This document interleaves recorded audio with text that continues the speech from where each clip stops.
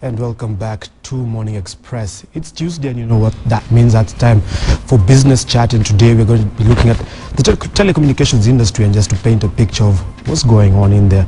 In studio today we have Mr. Adil Youseffi, who's the CEO of Airtel Kenya. Now Adil, just to get things off rolling, there's been a lot of dynamism in this industry over the last 1 year. I think you wouldn't go a week without hearing something or another happening in the industry. Is this kind of the rich dynamism that this industry needs just to as a signal for growth? Well, first of all, good morning and thank you for having me here this morning. Absolutely, the answer is yes. You know, our industry is extremely important and integral to the everyday life of Kenyans, and being visible, being dynamic is a sign that there is a lot of demand out there, a lot of expectations out there from our consumers, and that the industry is rising up to that challenge. One thing we've been hearing about is this MVNO, for those people who don't know, mobile virtual network operators, which has been something of a good and bad thing depending on who you talk to. From where you see it, is it a good or bad thing? It's obviously a very good thing. You know, customers are looking for choice. Customers are looking for innovative services. So competition is a healthy thing for everyone, and the MVNOs will bring more services, more competition to this industry that desperately needs it. Just speaking about MVNOs, it seems like you've been the biggest beneficiary of this, because you seem to be partnering with a lot of the MVNOs that are coming up, just being the carrier of choice, because essentially they don't have a network of their own. So have you partnered with all the MVNOs that have been licensed, or just of the one that we know of? We have partnered with all the MVNOs that have been licensed. As of today, 3 companies have been licensed by the Communication Authority to become MVNOs, and we're very pleased to say that they will all be based on our network and be powered by Airtel. Just looking at that, FinServe, Zinocell, Tangaza, yes. How much opportunity is there for growth, especially for Airtel?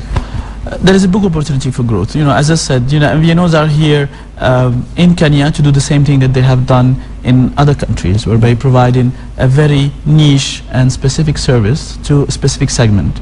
For example, you have mentioned 3 of them.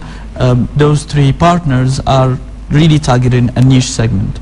And you know, when you are targeting a consumer with a very specific need and a very specific proposition, then you create growth. Growth for the MVNO, growth for the customer because he or she sees a new service that they need, and growth for the host network, whereby we can use our unused capacity, we can offer our quality products, be it voice, data, our regional reach, both in Kenya and across the continent, to these MVNOs and their customers. Obviously, you've just mentioned that you have a capacity that allows you to do all this. How much capacity do you have, and will we see a point where perhaps it will grow to a certain level where now your resources start getting stretched? Well, as we said before, we have actually ample capacity to cater for the new customers through our MVNOs partners. And obviously, looking at capacity, this is something that we look at long term. So when we do our projections, we see the utilization of the network, the rate of growth that we have on our utilization, and we are proactive in increasing our capacity to ensure that our customers continue enjoying the quality voice that they have, that Airtel is known for, the quality internet that Airtel is known for, both for Airtel customers but also for the MVNO customers. And just looking at the whole growth matrix, where does Airtel Kenya fit into all this? Well, you know, our industry's growth is really based on 2 factors. The first one is internet. The explosion of internet demand throughout the world, and Africa is no exception.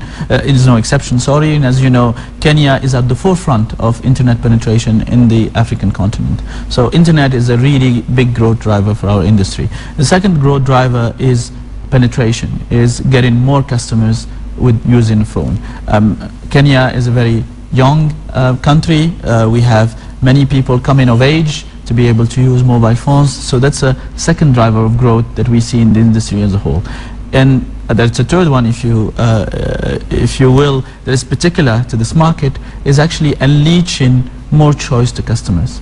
As you know, our industry is really dominated by one provider who has significant market power, and we're working with the regulators, and we're extremely happy with their support to ensure that we have balance and to ensure that the customers have choice in this market. And the MVNOs, our effort with the regulators will help us hopefully unleash this growth potential that will benefit both the MVNOs, Airtel, the other players in the industry, but ultimately the customers, because they will have more choice, they will have more services, they will have more affordable services and things like that. You're just looking at Airtel Kenya. Obviously the business as a whole has been in the country for about 14 years. So far 5.3 million customers, but you recently got a chance to acquire more customers through the sale and acquisition of you assets.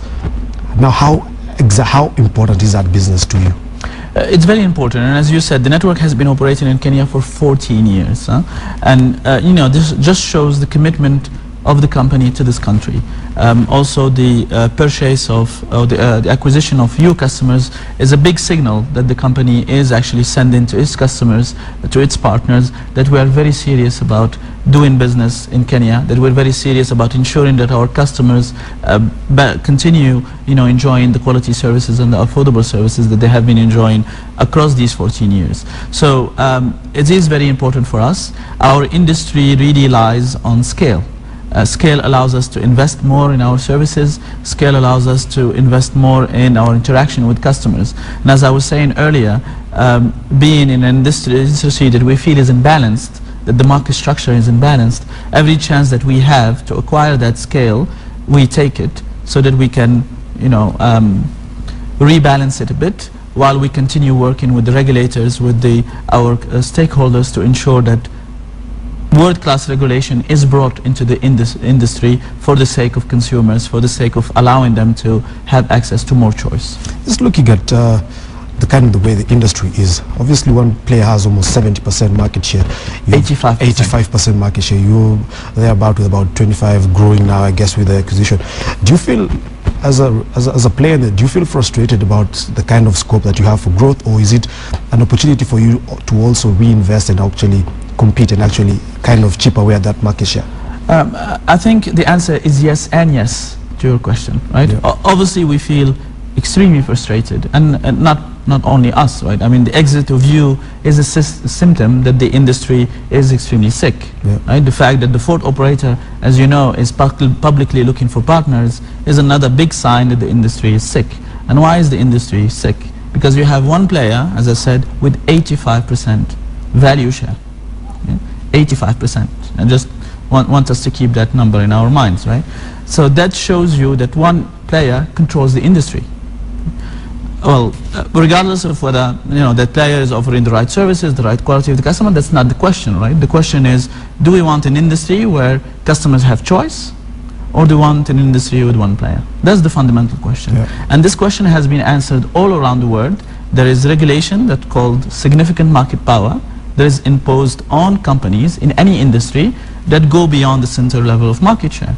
And what we're saying, along with all the other players in the industry, is that we would like that world-class regulation to be brought into this country for the sake of consumers, for the sake of bringing choice to consumers. And I've been extremely happy with the level of support that the regulator have given us and having given the other players in the industry. We're extremely hopeful that over the next few months that regulation will be brought into this country, because that will actually allow everyone to have a level playing field. Now, that being said, we also need to step up our game. We also need to invest more in our capabilities, invest more in our people, invest more in our customers, so that we can provide them with a reason to choose us. And the reason to choose us has been there for 14 years. As you have seen, we are known to have one of the best quality networks in this country.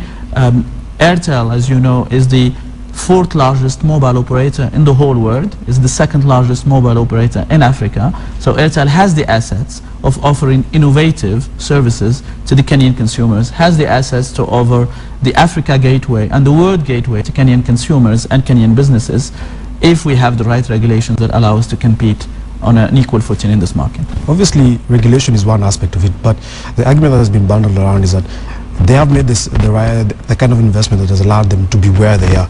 Now, just looking at Airtel Kenya, obviously you're part of Bharti Airtel, which has large financial muscle. Are you going to leverage on that to bring it here, or are you going to allow Airtel Kenya as a unit just to grow homogeneously and just ensure that you have the right products to attract the kind of customers that you want and actually chip away that dominance? Well, as you said, Airtel Kenya is part of Bharti Airtel that has significant financial resources that allows it to expand in its market. And we have the backing of our shareholders and the backing of our group. We, the commitment that we have made to purchase the customers of You is no low fee, right? Yeah. Absolutely. It's a significant investment again that we're making, that we're signaling that we would like to grow in this market. But regardless of the level of investment that you can bring, there's at some point where the scales are tilted, there is no guarantee. There is actually very little chance to recoup return on those investment. And again, that's why significant market power regulations are there, to protect investors and to protect customers. So yes, the group, the Airtel management, the Airtel staff are ready, are doing their best every day for their customers, but that's not a sufficient condition. We need a necessary one, which is the right regulation in this market. Obviously, regulation, and it seems to be coming in through thick and fast. Recently, we saw the Communications Authority of Kenya just lay out a whole, especially when it came to that acquisition of You, where there were about 7 critical areas that needed to be met. One of them was around infrastructure sharing and just being able to use the kind of infrastructure that is around to ensure that all players have access. Now, looking at that kind of regulation, has it started to happen, and are you still engaging the regulator in terms of the kind of assets that you're able to use to ensure that you offer same kind of services, be it from money transfer to call towers, all of that? Absolutely, absolutely we are. And I want to commend here the Communication Authority for their foresight, and really their hard work and their willingness to bring in this world-class regulation into the market. As you said, part of the conditions to acquire You, we had several aspects that the Communication Authority wanted to happen in the industry for that transaction to move.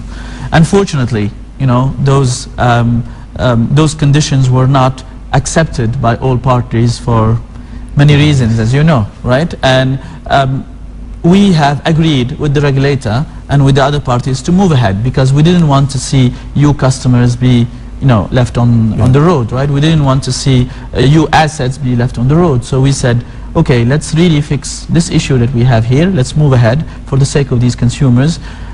That being said, we got, and we are hopeful that these conditions will be brought again on the table very soon by the regulator, whereby infrastructure sharing is brought in, whereby significant market power regulations are brought in for the sake of consumers again. We have several examples around the continent, several examples around the world where this has been brought into the industry and has provided more choices and better services to consumers. Yeah. British Telecom in the UK. British Telecom had significant market power in the 90s, and the regulator came in and split that company into 2. Why did they split that company into 2? Because that company actually controlled significant number of assets, of the telecom assets of the industry. So the company was split into 2. One entity manages the assets, and one entity manages the consumers of the retail brand. And the entity that has the assets offers, at the same prices, with the same quality, access to those assets to all players in the industry.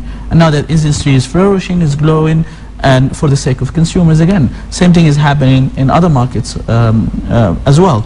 Infrastructure sharing is important. It's extremely important, because it allows the investors to have access to critical